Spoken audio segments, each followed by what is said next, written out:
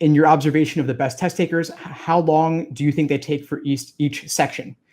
I find test day adrenaline to sometimes result in varied or volatile sessions. Sometimes it takes longer or you get through it faster. Great question. The best test takers I find are able to complete the section rather, with about 3 to 5 minutes remaining.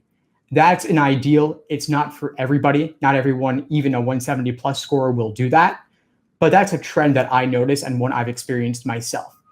This relates to pacing, and it relates to not getting bogged down.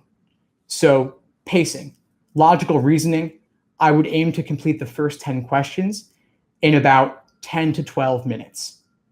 Then you're completing the remainder of the section with an average question type that's greater than your overall average. You have about 1:25 per question on LR on average. So you want to have more time, of course, for the tougher questions later in the section.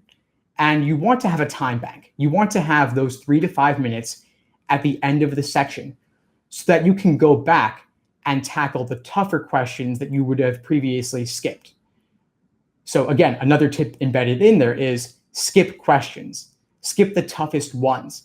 That could be number 21 is a parallel question, and you look at that and you're like, that's going to take too long, or I already don't get the method of reasoning in the stimulus, and I understand that I'm reading 6 stimuli for the benefit of 1 correct answer, 1 in the stimulus and 5 in the answer choices. And that takes a lot of time. You want to practice triage. You want to tackle your lowest hanging fruit first. So parallel questions, principal application questions, questions on topics you don't like.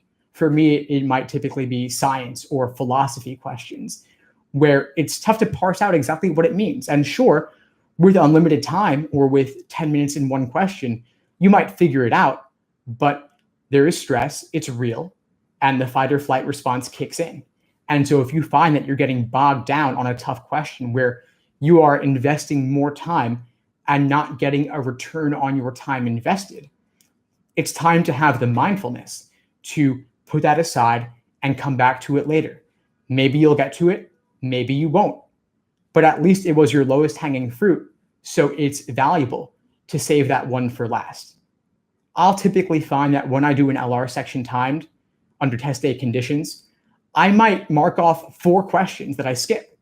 I'll put an asterisk next to it. Maybe I was down to 2 on a couple of those, and maybe I'll even bubble that in, but I'm not 100% sure. And I know that I need to devote more time to this. And so I'll save that for the end, because sometimes question 25 or 26 is actually easier than question number 21. Your mileage may vary from other students based on the question type, as well as the topic, as well as the method of reasoning. All of these things can play a role. So don't be afraid to skip and come back. On games and reading comp passage, I might complete the easier game or passage in 6 minutes and then build up a time bank for the tougher game or passage that comes later. 8:45 per game or passage is only an average. Not all of them are of equal difficulty. And with games and passages, it's not always easy to tell, of course, but you want to complete the easier ones faster. That is really important. So don't second guess yourself on something that seems easy. If it seems easy, especially if it's early in the section, it probably is.